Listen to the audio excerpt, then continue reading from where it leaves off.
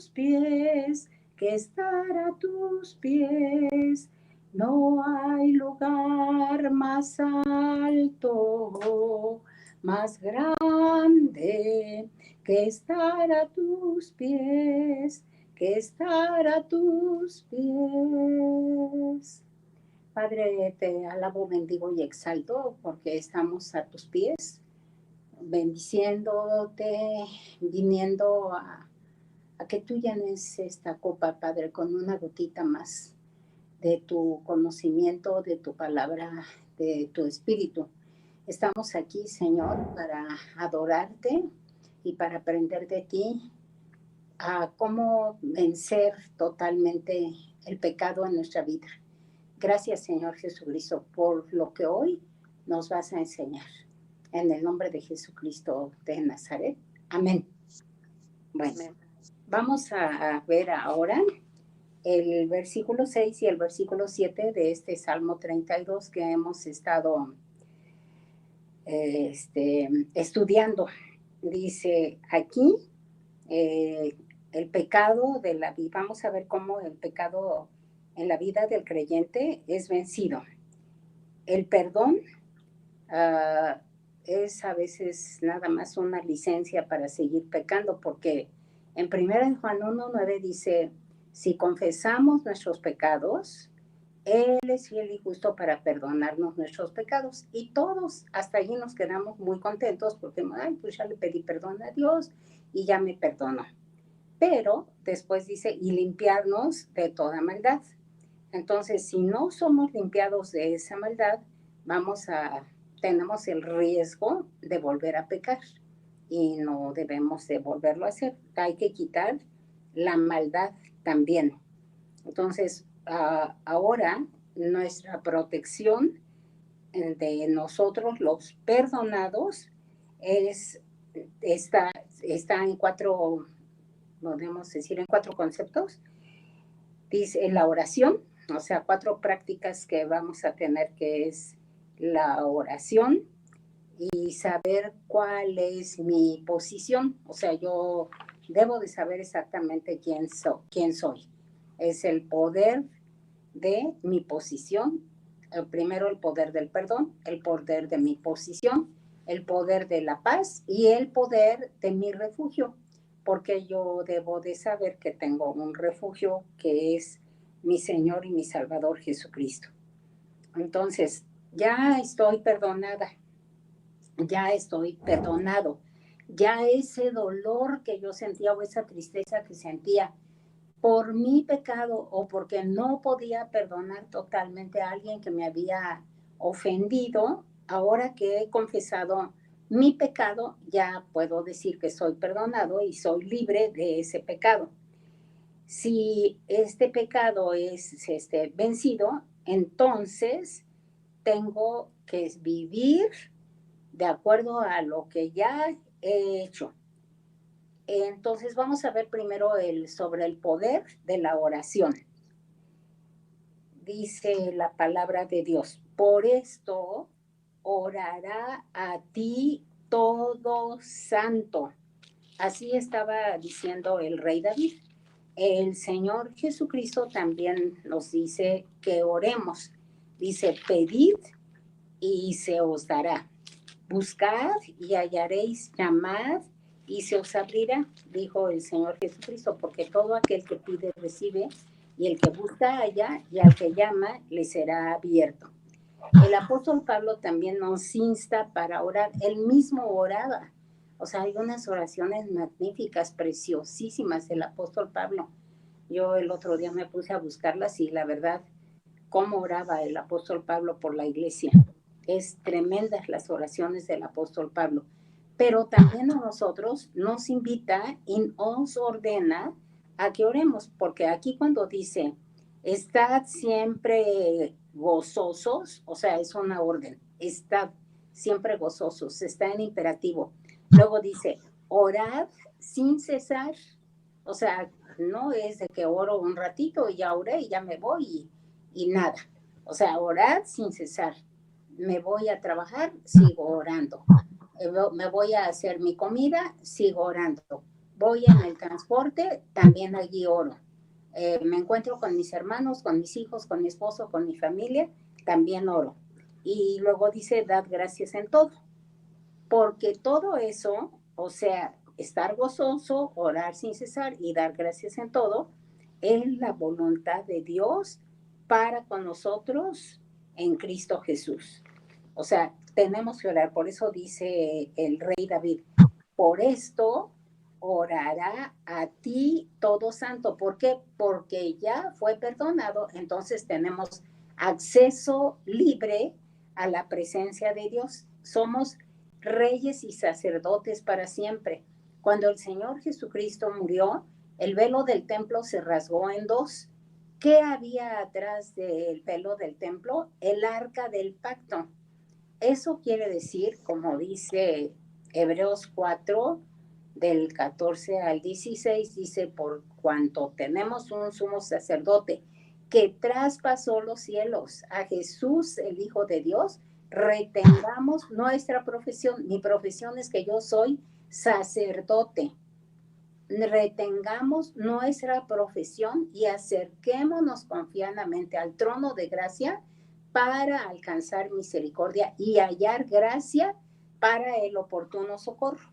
O sea, yo en cualquier momento que necesite ser socorrida por Dios, por el Señor Jesucristo, en cualquier momento de mi vida, tengo acceso directo al trono de gracia por la sangre de Jesucristo que ya fue derramada, y mi esposo nos enseñaba en la mañana qué quiere decir la propiciación. Ajá, la propiciación es en otras palabras, de como lo dijo mi esposo, también es la satisfacción plena de Dios por la paga del pecado. O sea, Él quedó totalmente satisfecho cuando recibió esa sangre, porque había dicho, la paga del pecado es muerte. A Adán le dijo, el día que tú pecares, ciertamente morirás. Entonces, en ese momento en que el rey David es perdonado, él siente la dicha del perdón, por eso dice que es bienaventurado aquel cuyas transgresiones han sido perdonadas y cubierto su pecado. ¿Cómo se cubría el pecado? Con la obediencia. Él obedeció y ya no volvió a mandar matar a nadie, ni volvió a desear la mujer del prójimo. Cuando nosotros vemos en el tabernáculo que allí en ese lugar santísimo estaba el arca del pacto, a donde se venía a poner la sangre del macho cabrío una vez al año. Esa sangre estaba sobre como una charola, una cubierta, donde estaba un arca, y adentro del arca estaba la tabla de la ley, las tablas de la ley, los 10 mandamientos. Estaba también el maná, un tazón con maná que habían recogido del cielo, que les llegaba cada día durante 40 años. Y por último también estaba la vara de Aarón, o sea, la autoridad. ¿Qué quiere decir eso? Que Dios me cubre a mí con su sangre preciosa cuando tengo a Jesús en mi corazón. O sea, dice el Padre y yo vendremos y haremos morada con él. Y el Espíritu Santo dice, por cuanto sois hijos, Dios ha enviado a vuestros corazones el Espíritu de su Hijo, por el cual clamamos Abba Padre. Gálatas 4:6. Entonces, si yo tengo a Jesús en mi corazón, tengo al Padre y tengo al Hijo, estoy con la presencia del Señor. Él viene a mi vida y entonces yo, por la guía del Espíritu Santo y por la palabra que me acerco a compartir, a aprender, a ser enseñada con la palabra, todo eso me da la bendición de tener los mandamientos de Dios guardados en mi corazón. La palabra me alimenta y entonces de esa manera yo puedo dar fruto. Esa es la forma en que yo estoy cubierta con la sangre, porque entonces era cuando la sangre venía. La sangre venía solamente si estaban esos tres objetos dentro del arca del pacto. En mi corazón mi corazón ahora es el arca. Y allí es donde está la presencia de Dios. Ahí es donde yo tengo los mandamientos guardados, sí, para guardarlos, para llevarlos a cabo. Tengo esa palabra de vida que cada día alimenta mi alma y mi espíritu. Y tengo la bendición de compartir la palabra de Dios a los que no conocen a nuestro Señor. Bueno, eso es en relación a la oración.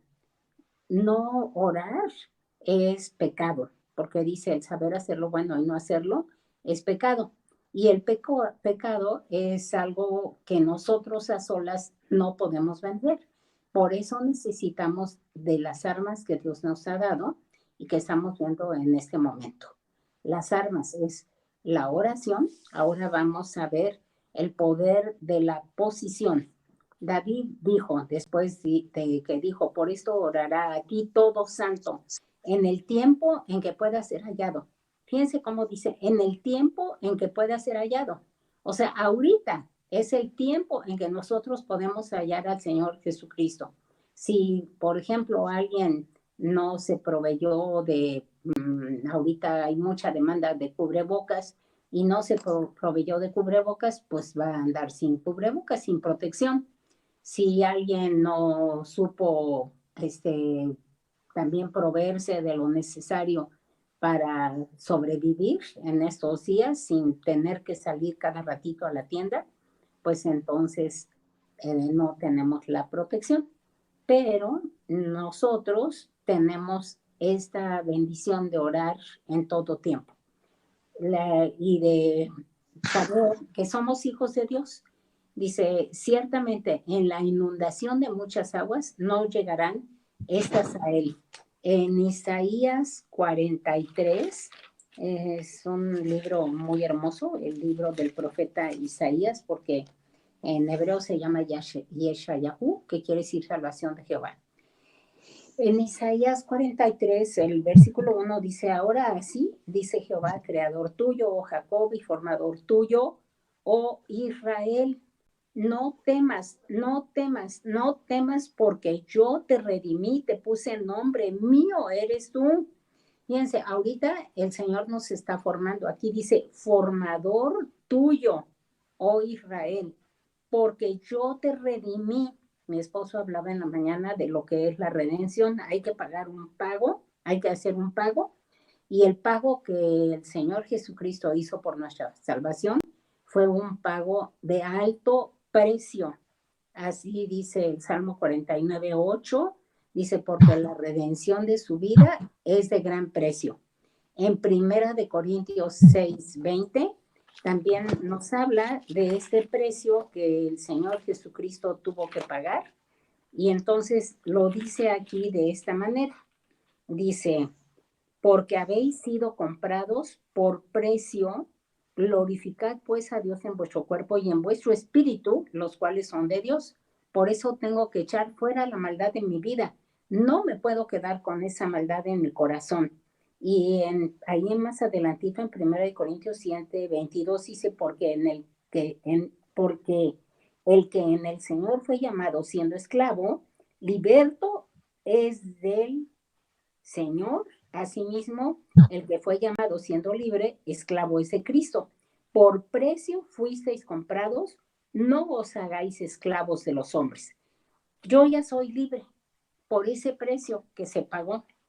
Les pongo un ejemplo. Había en alguna ocasión un mercado de esclavos. O sea, en la antigüedad, como en el caso de José, había un mercado de esclavos. Entonces, cuando se capturaba a alguna persona, se la podía después vender como esclavo. Y resulta que en ese mercado de esclavos llegó una mujer que, pues, algunos de las personas que estaban allí llegaron a codiciar y ofrecían algún precio por esa mujer. Entonces decía otra persona que estaba allí, decía, ponía un precio más alto. Y así pasó varias veces en la subasta. Cada quien iba poniendo un precio, de otro precio, de otro precio, hasta que el que la quiso rescatar verdaderamente puso un precio que nadie absolutamente podía igualar. Cuando el que estaba en la subasta le dijo al que había comprado por esa suma tan grandísima, le dijo, aquí está la esclava, llega la esclava con su nuevo amo, y entonces cuando se le acerca el nuevo amo le dice, eres libre. Y ella ya había llegado así con un corazón todo contrito y humillado, y cuando le dice, eres libre, voltea y se le queda viendo y dice, es que no, dice, tú pagaste un precio tan alto, ¿cómo es posible que me digas ahora que soy libre si pagaste tanto? ¿Por qué me das la libertad? Porque te amo. Quise pagar ese precio, porque te amo. Y el Señor Jesucristo, por amor a nosotros, dio su vida. Ese fue el precio que pagó para darnos libertad, para darnos perdón, para darnos salud, para darnos vida, para darnos todo lo que nosotros ahora como hijos de Dios podemos poseer.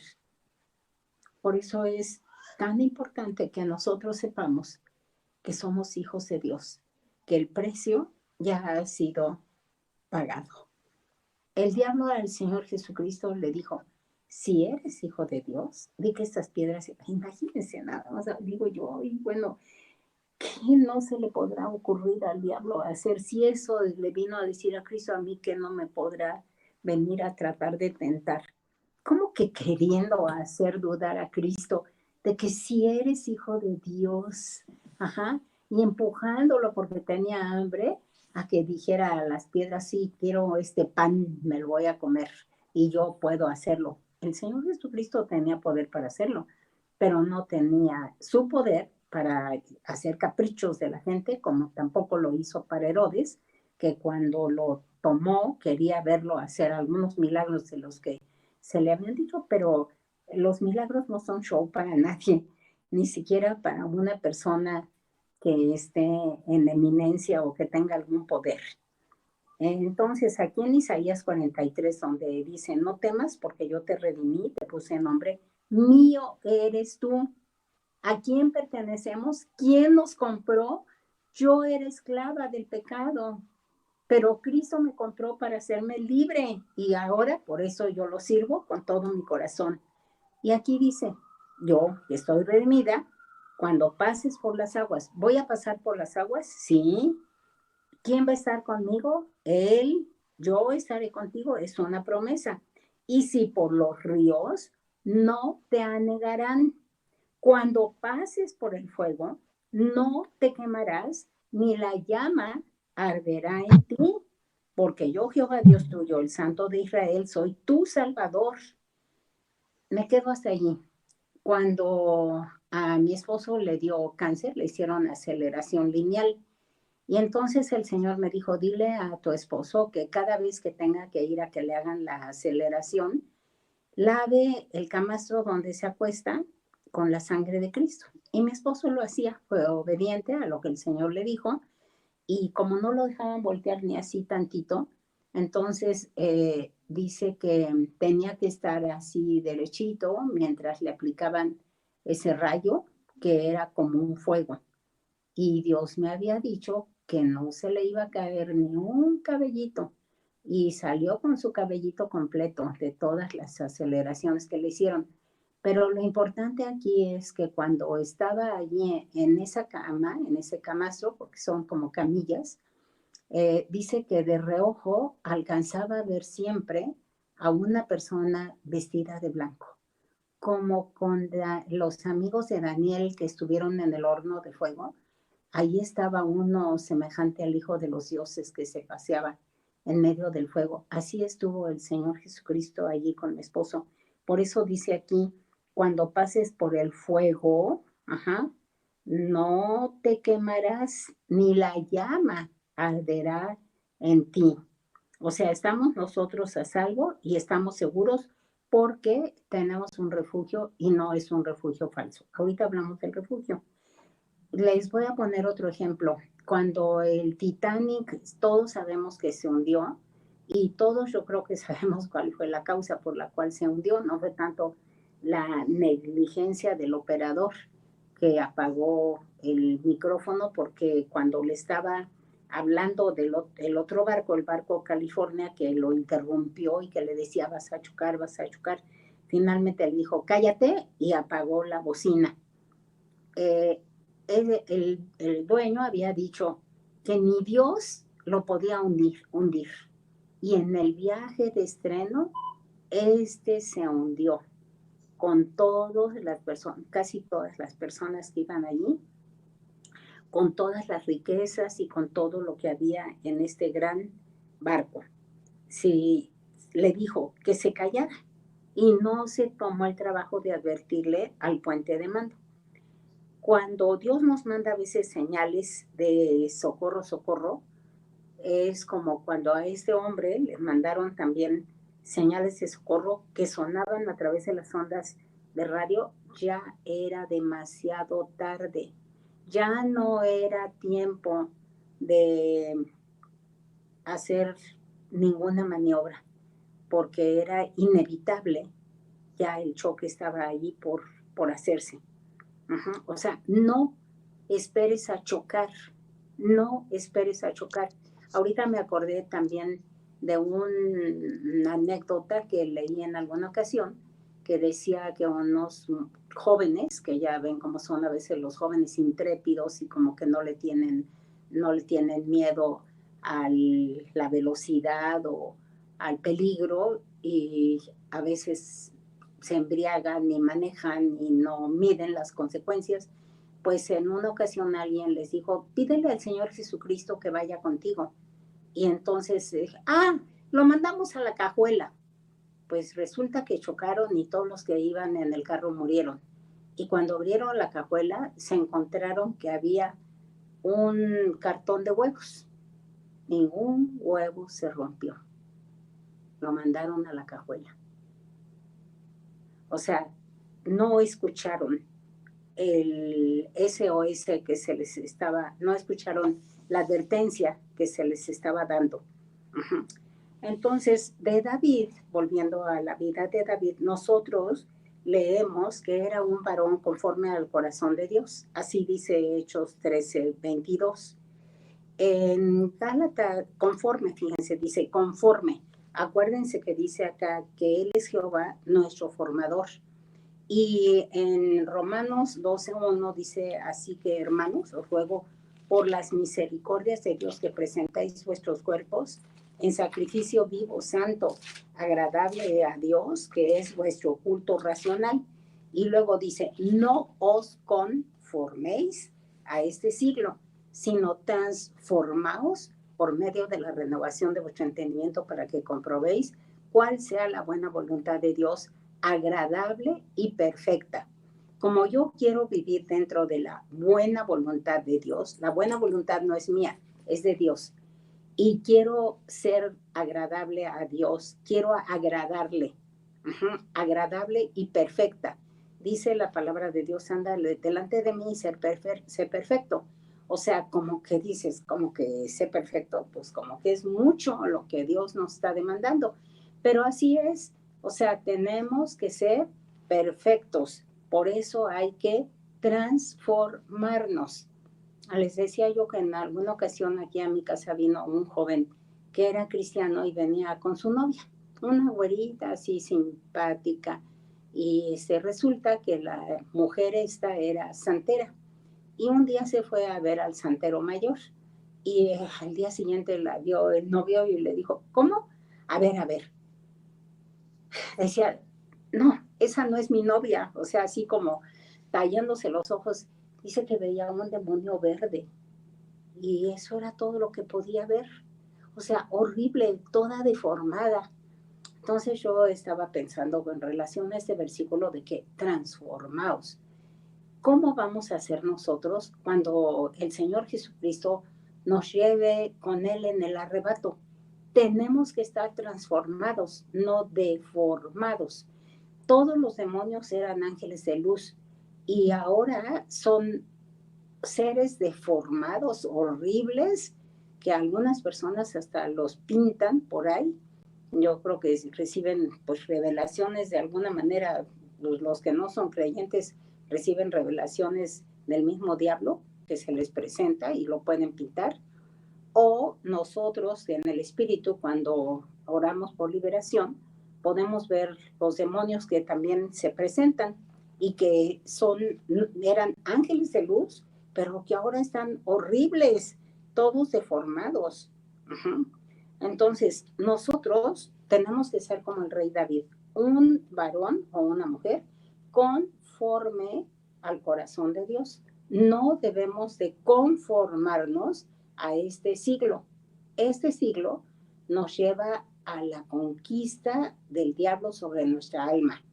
Este siglo nos lleva a que nuestra alma se contamine y se pudra, sí, ciertamente se pudra y se descomponga, porque cuando escuchamos la música del mundo, cuando escuchamos la, cuando no solamente la música del mundo, pero a veces pláticas que no son nada agradables, nos ponemos a ver pornografía, películas de terror, películas de violencia, todo eso va llenando nuestro corazón. Entonces nos estamos de esa manera conformando a este siglo. Y aquí la orden en Romanos 12 dice, no os conforméis a este siglo, sino transformaos.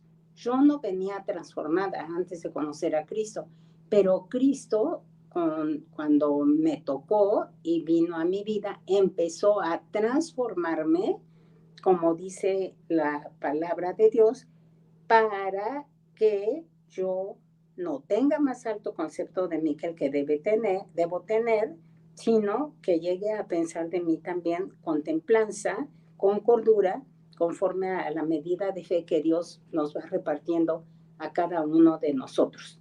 En Gálatas 4:19 dice, hasta que Cristo sea formado en vosotros. O sea, cuando yo leo la palabra, cuando yo me arrepiento, cuando yo oro, cuando yo alabo, estoy siendo transformada. Eso es lo que está haciendo Cristo. Cristo está siendo formado dentro de mí. Y como el Señor Jesucristo no deja ninguna obra a medias, entonces yo tengo que entender que Él me va a completar la obra que ha iniciado en mí. Así dice Filipenses 1:6. Dice que el que nos escogió, dice, terminará la obra.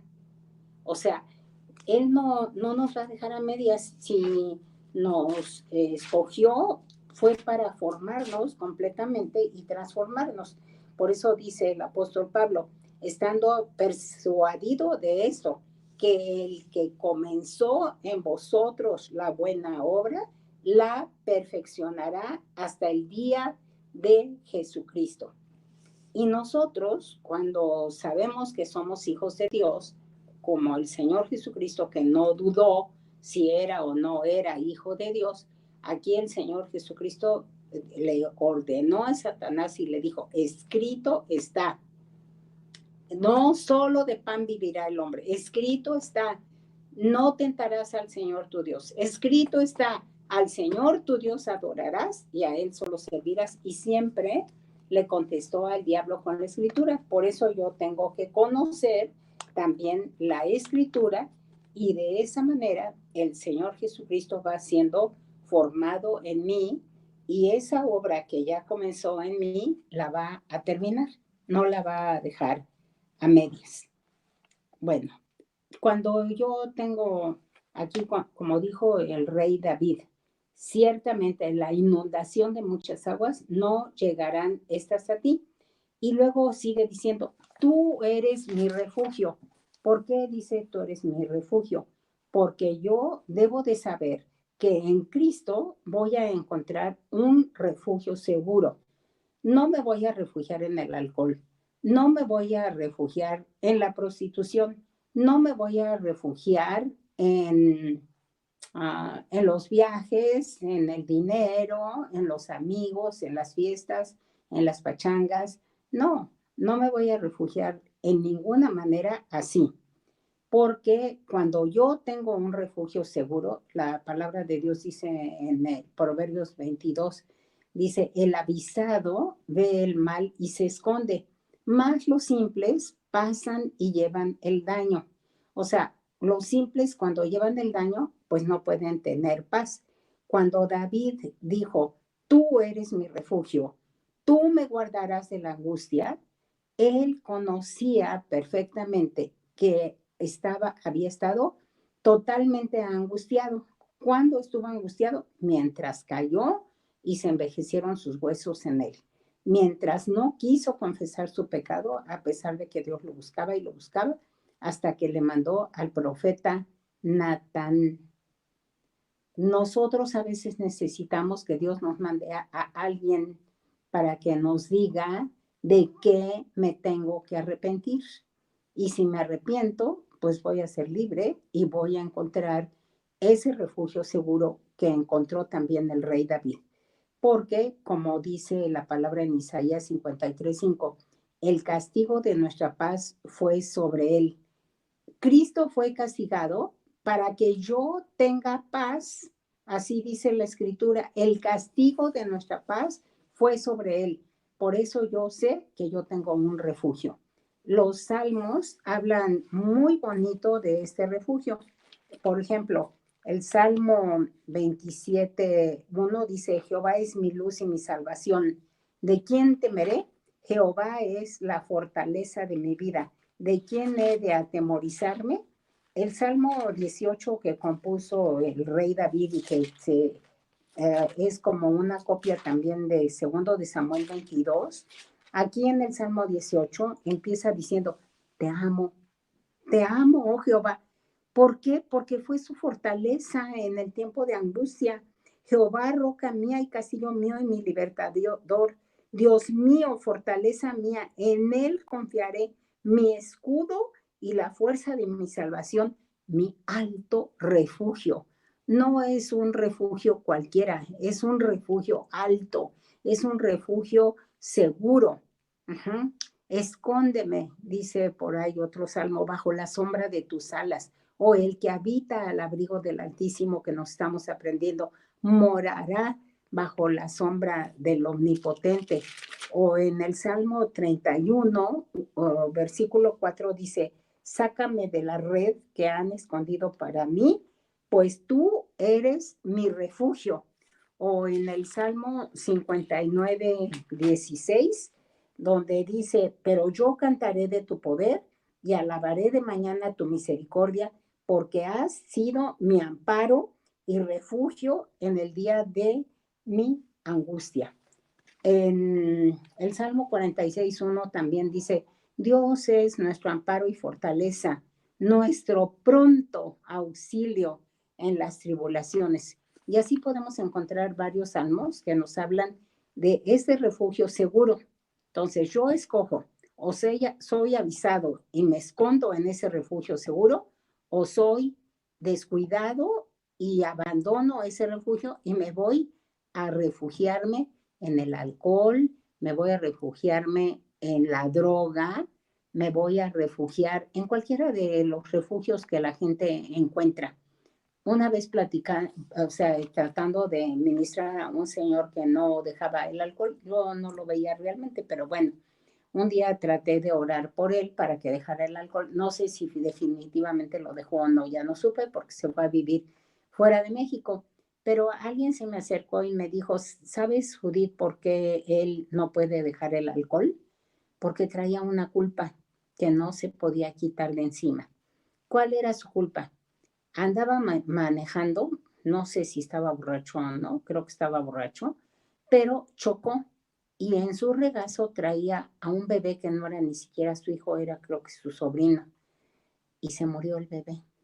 Imagínense la culpa tan grande que tenía este hombre y solamente cuando se emborrachaba se desinhibía y entonces ya no pensaba en ese homicidio que por negligencia había cometido. Ay, sí, qué bonito, me traigo aquí al bebé y nunca se imaginó que fuera a chocar. Satanás va a usar los problemas que nosotros tengamos para preocuparnos y para debilitarnos, o sea, para que busquemos un refugio falso. Otro refugio falso podría ser también la idolatría o la hechicería. Hay gente que acude a la hechicería y no quiere acudir a Dios cuando está preocupado. Cuando el Señor Jesucristo les dijo a sus discípulos allá en Mateo 11:28, les dice, venid a mí todos los que estáis trabajados y cargados. No dijo, bueno, tú sí y tú no, ¿eh? Dijo, todos los que estáis trabajados y cargados, y yo os haré descansar. O sea, la única manera en que nosotros podemos descansar para tener paz es cuando nos acercamos a Cristo. David fue preservado. Qué maravillosa paz cuando encontró ese refugio. Por eso dijo, tú eres mi refugio, tú me guardarás de la angustia. Me gusta el libro de Cantares porque es un canto que es un diálogo, es un dueto, porque es un canto. Entonces le canta Salomón a la Sulamita y la Sulamita le canta a Salomón. Este canto lo podemos interpretar de tres maneras, el canto del libro del Cantar de los Cantares. Uno es del pueblo de Israel con Dios, o sea, con Jehová Dios, el Padre. Él es el Salomón y la Sulamita sería el pueblo de Israel. También lo podemos ver como si fuera el esposo y la esposa. Salomón es el esposo y la Sulamita es la esposa. Pero a mí la interpretación o la aplicación que más me agrada es de que es Cristo, es nuestro Salomón y nosotros la iglesia somos la Sulamita. Uh-huh. Sulamita es como la que haya en él paz. Y Salomón quiere decir, en hebreo se llama Shlomo, el rey de paz. También Dios dijo que le iba a poner Yedidi, que quiere decir amado por Jehová. En el Salmo 31 se llama Lemuel, dice, habla del rey Lemuel. En Proverbios 31, perdón, habla del rey Lemuel. Lemuel quiere decir que viene de Jehová. Entonces, aquí nosotros podemos decir que ese refugio lo encontramos en nuestro Dios. Aquí en el en Cantares 2:14 le está diciendo Salomón, o sea, hagan de cuenta que son palabras de Cristo para ti, y te está diciendo, paloma mía, somos su paloma, su amada, uh-huh, que estás en los agujeros de la peña. La peña es Cristo. Hagan de cuenta que esta es una peña y aquí estamos escondidos nosotros en esa peña. Y nadie, porque así dice también Juan 10, que nadie nos arrebatará de su mano. Ahí estamos nosotros. Dice que estás en los agujeros de la peña, en lo escondido de escarpados parajes. Y luego dice, muéstrame tu rostro, hazme oír tu voz. Miren, a mí me gusta cantar, con música o sin música, como sea, pero con mi corazón, eso sí les aseguro que lo hago con mi corazón. Dice, hazme oír tu voz. Es un deseo de nuestro Señor Jesucristo cuando dice, muéstrame tu rostro. Yo no quiero que estés angustiada, no quiero que estés afligida, no quiero que estés avergonzada, no quiero que estés triste, quiero que estés en mis manos, allí escondida, en esos escarpados parajes. Hazme oír tu voz, porque dulce es la voz tuya y hermoso tu aspecto. O sea, como les decía, la Shulamita era hermosa a causa de él. O sea, porque era como la que haya en ti paz. Uh-huh. Y en Colosenses 3 nos dice cómo debemos refugiarnos en Cristo. Colosenses 3:1 dice, si habéis pues resucitado con Cristo, vamos a hablar de la resurrección el domingo, y este es uno de los beneficios de la resurrección, porque dice, si habéis pues resucitado con Cristo, buscad las cosas de arriba. O sea, ahorita que estamos aquí guardados en intimidad con Dios, tenemos que buscar las cosas de arriba. ¿Qué hay arriba? Cristo, donde está Cristo sentado a la diestra de Dios. Poned la mira en las cosas de arriba. Miren, yo cuando veo cosas digo, ay, bueno, ¿y para qué quiero esto? ¿Y para qué quiero lo otro? No me hace falta. Ajá. O sea, aquí ando limpiando mi casa y digo, pues esto no me hace falta, ni esto tampoco. O sea, lo único que me hace falta es comida. Ajá.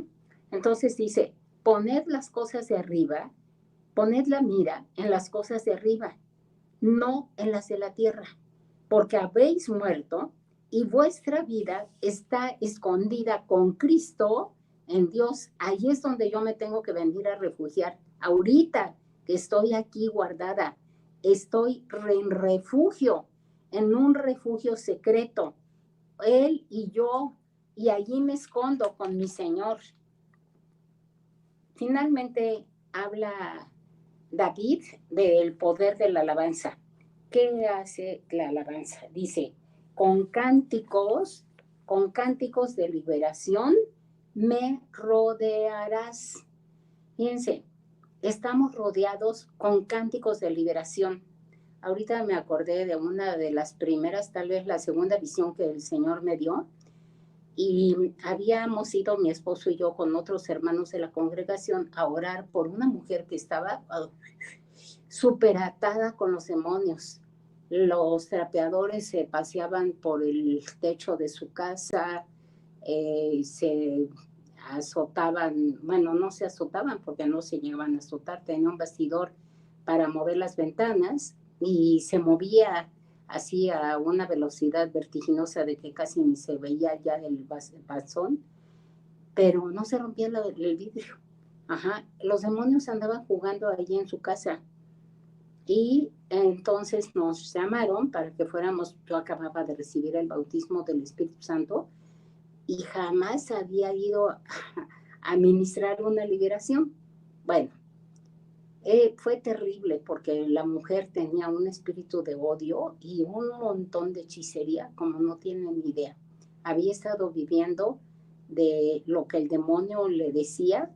Iba, por ejemplo, a una casa y abría el piso donde el demonio les decía para encontrar oro.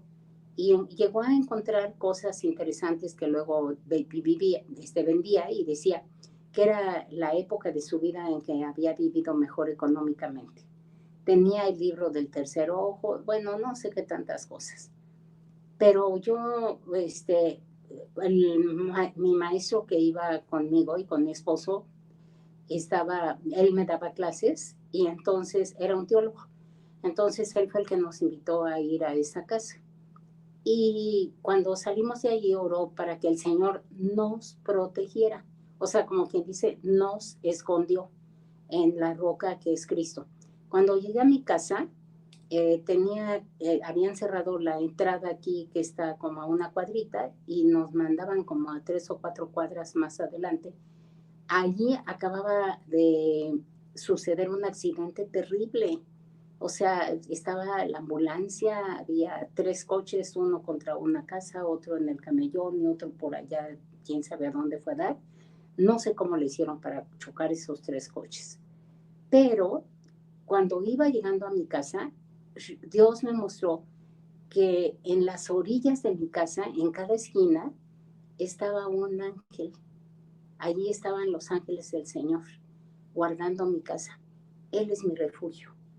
Él es mi refugio. Él siempre me ha guardado y nunca me ha dejado. Yo no digo, ay, pues es que como fui a esta lucha contra el enemigo y fui a orar, ay, pues por eso el diablo me atacó. No, yo no le echo la culpa al diablo. Si a mí me pasa algo, es mi culpa.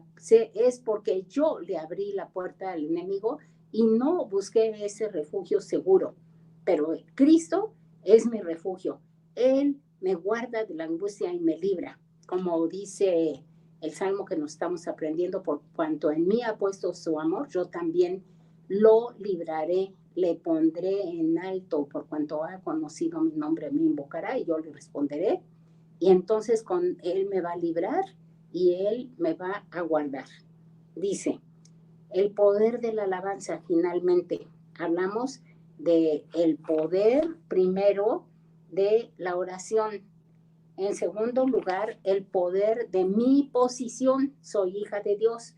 Ya hablamos del poder de la paz y ahora vamos a hablar del poder de la alabanza.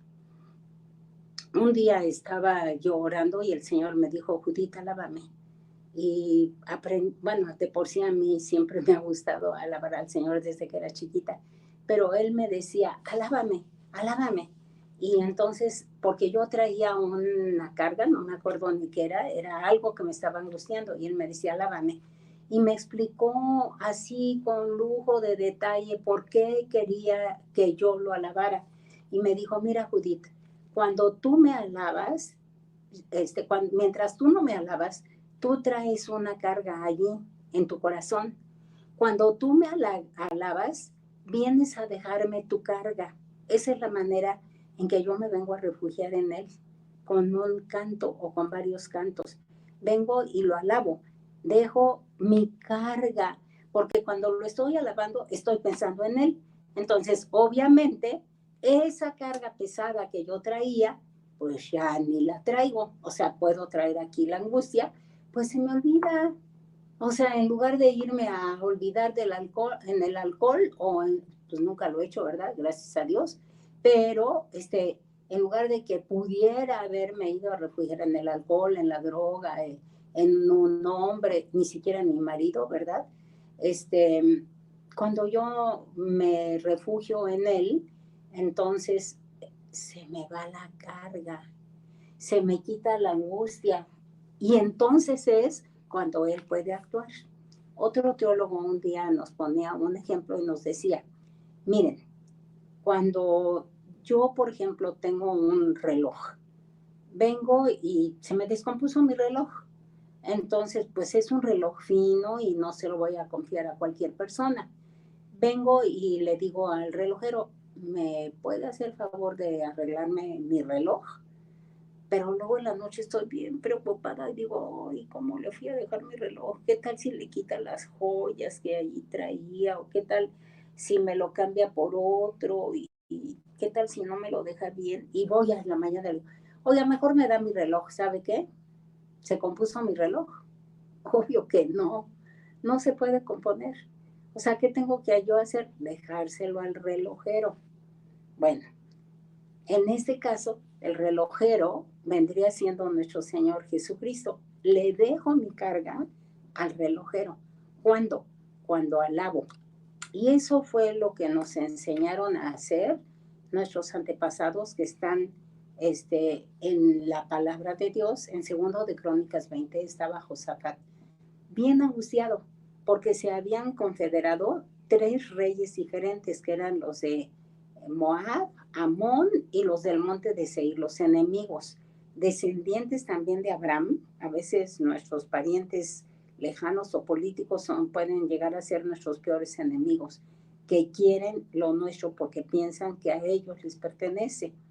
Entonces, este rey Josafat se postró, clamó a Dios, ayunó, le presentó su causa y viene el profeta y le dice que ponga alabanza. Allá en segundo de Crónicas 20, en el versículo 19, dice que cuando empezaron los cantores a alabar al Señor, entonces fue cuando Dios puso emboscadas. Dice, se levantaron los levitas de los hijos de Coat y de los hijos de Coré para alabar a Jehová, el Dios de Israel, con fuerte y alta voz. No, dijo, no, pues que nadie me oiga, ¿qué tal si el vecino me oye? Y pues no, me va a criticar y pues mejor me callo. O cuando voy en el camión y va mi hijo cantando o en la combi, le digo, cállate, cállate. Ajá. Y entonces no estoy yo levantando el nombre de Dios. Dice, en fuerte y alta voz. Y cuando se levantaron por la mañana, o sea, ellos estuvieron alabando y no sabían qué estaba pasando. Cuando yo alabo al Señor, yo no sé qué está pasando. como cuando Josué fue a tomar los muros de Jericó, Dios le dijo, alábame, alábame, y pon aquí los trompeteros y pon la retaguardia, y así nos enseña el Padre Nuestro. Empezamos con alabanza, Padre Nuestro que estás en los cielos, santificado sea tu nombre, terminamos con alabanza, porque tuyo es el reino y el poder y la gloria por todos los siglos. Amén. Entonces, cuando dice que cuando se levantaron por la mañana, salieron al desierto de Tecoa, y mientras ellas salían, Josafat, estando en pie, dijo, oídme Judá y moradores de Jerusalén, creed en Jehová vuestro Dios y estaréis seguros, creed a sus profetas y seréis prosperados. ¿Qué le había dicho el profeta? Era Jaasiel. Dice la palabra de Dios, era un levita de los hijos de Asaf, sobre el cual vino el Espíritu de Jehová el Señor. Este Jaasiel ni siquiera se menciona en las Escrituras como uno de los profetas, pero él fue el que le dijo, no temáis, ni os amedrentéis delante de esta multitud tan grande, porque no es vuestra la guerra, sino de Dios. Dice, mañana descenderéis contra ellos, y aquí que ellos subirán por la cuesta de Cis, y los hallaréis junto al arroyo antes del desierto de Jeruel. No habrá para qué peleéis vosotros en este caso. Paraos, estad quietos y ved la salvación de Jehová con vosotros, oh Judá y Jerusalén. No temáis ni desmayéis. Salid mañana contra ellos, porque Jehová estará con vosotros. Entonces Josafat se inclinó rostro a tierra, y asimismo todo Judá y los moradores de Jerusalén se postraron delante de Jehová y adoraron a Jehová, y se levantaron los levitas de los hijos de Jehová. ¿Por qué? Porque le creyeron a Dios. Y de los hijos de Coré para alabar a Jehová, el Dios de Israel, con fuerte y alta voz. ¿Y qué pasó? Dice entonces, cuando comenzaron a entonar cantos de alabanza, Jehová puso contra los hijos de Amón, de Moab y del monte de Seir las emboscadas de ellos mismos que venían contra Judá, y se mataron los unos a los otros, porque los hijos de Amón y Moab se levantaron contra los del monte de Seir para matarlos y destruirlos, y cuando hubieron acabado con los del monte de Seir, cada cual ayudó a la destrucción de su compañero. Fíjense qué cosas hizo Dios tan grandes. Cuando el apóstol Pablo, allá en Hechos 16, después de haber predicado y por haberle Dios mostrado que esa muchacha que le seguía y que decía, estos hombres son siervos los del Dios Altísimo que os anuncian el camino de salvación, esta muchacha tenía un espíritu de adivinación. Le desagradó a Pablo, oró para que el Señor Jesucristo echara fuera ese espíritu de adivinación de ella. Cuando sus amos vieron que ya no tenía ese espíritu de adivinación, se levantaron contra Pablo y fueron y levantaron a la multitud. El caso es que Pablo y Silas acabaron en la cárcel. Los azotaron, tenían las espaldas pues con las heridas. Si una heridita duele mucho, y luego cuando la cuidamos y le echamos agüita y la lavamos con agua oxigenada, o le ponemos una pomada o un desinfectante o algo así por el estilo, y nos duele, pues imagínense las heridas de ellos. Y los metieron hasta el calabozo de más adentro, como si fueran unos reos de muerte. Cuando estaban allí, se pusieron a alabar a Dios Pablo y Silas. ¿Por qué? Porque conocían al Dios de la alabanza, a Dios que habita en medio de la alabanza, porque como dijo David, con cánticos de liberación me rodearás. Y entonces, con esos cánticos de liberación que fueron rodeados, fueron liberados. La carga ya no estaba en ellos, ya no se preocuparon porque, a ver ahora, ¿qué va a pasar? No se preocuparon porque estaban presos con los latigazos, y además tenían las manos y los pies en un cepo, estaban así, y aquí estaba el cepo y no podían mover ni las manos ni los pies, estaban sentados allí en el cepo, o sea, no se podían ni mover. Imagínense nada más qué cosa tan terrible. Pero Dios entonces mandó un temblor allí a la cárcel, que abrió las puertas, le soltó los cepos y nadie se escapó. Por el testimonio del apóstol Pablo y Silas, y porque con cánticos de liberación fueron librados. Entonces, imagínense qué testimonio para el centurión. ¿Qué hizo el centurión? Pues entonces ya se iba a suicidar porque un centurión no podía dejar escapar a los presos y creyó que ya todos los presos se le habían ido. Entonces iba a matar y el apóstol Pablo fue y lo detuvo y le dijo, no lo hagas, aquí estamos todos, no lo hagas. El resultado final fue que él recibió a Cristo. Y eso es por el poder de la resurrección de nuestro Señor Jesucristo que sucedió esto ahí con el carcelero de Filipos. Esa misma noche les lavó las heridas, los cuidó, se los llevó a su casa y toda su casa creyó y todos fueron bautizados. Fíjense qué resultado tan hermoso por los cánticos de liberación. Así como David también tuvo la paz de Jesús, nosotros también podemos tener la paz de Jesús. Así como Job también, a pesar de que perdió casa, todos los animales, camellos, las casas de sus hijos, sus 10 hijos, ¿por qué pudo haber dicho, Jehová quitó, Jehová dio, Jehová quitó? Sea el nombre de Jehová bendito.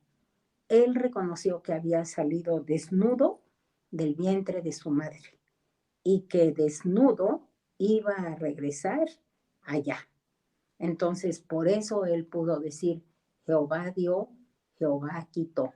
Sea el nombre de Jehová bendito. Y nosotros en esta hora también bendecimos el nombre de Jehová, porque Él es no el enemigo, no los gobernantes, es Dios el que tiene el control de esta plaga, el que tiene el control de tenernos guardados con el propósito de que tengamos esa unción que Dios quiere derramar sobre cada uno de nosotros, los que hemos estado meditando en su palabra, los que hemos estado memorizando, los que hemos estado aprovechando bien el tiempo porque los días son malos. Aquí estamos, delante de Dios, haciendo lo que Dios quiere que hagamos. Que Dios los bendiga. Y vamos a orar para darle gracias a Dios porque de esa manera, con esos poderes que Dios nos ha dado, podemos mantener nuestra liberación. Gracias Dios porque nos has dado el poder del perdón, porque nos has dado el poder de nuestra posición, de saber que somos tus hijos, porque nos has dado el poder de la paz y porque nos has dado el poder de este refugio eterno que es nuestro Señor Jesucristo. Venimos a ti, Cristo, para refugiarnos en ti. Tú eres dulce refugio en la tormenta. Así, aquí estamos, Padre, con este dulce refugio. Agrado a Jehová, agrado a Jehová, agrado a Jehová, haciendo esto que Él me ha mandado, refugiarme en este tiempo de tormenta en mi hogar, con los míos. Gracias, Padre, en el nombre de Jesús. Amén. Amén. ¿Tienen alguna pregunta? ¿No? Judith, buenas tardes. Hola. Habla Lindis. Nada más una pregunta. Usted mencionó 3, el poder de la oración y el poder de la alabanza, pero el número 2, nada más me lo puede repetir. ¿Cuál es, por favor? El poder de nuestra posición, de que somos hijos de Dios. Oh, ok. Gracias. Mi posición es, soy hija de Dios. Amén. Amén. Gracias. De nada. ¿Alguien más? ¿Ya nadie? Bueno, sigue la clase de mi esposo, creo. No estoy segura. Pero si ya nadie tiene alguna pregunta, nos despedimos entonces. Yo te saludo.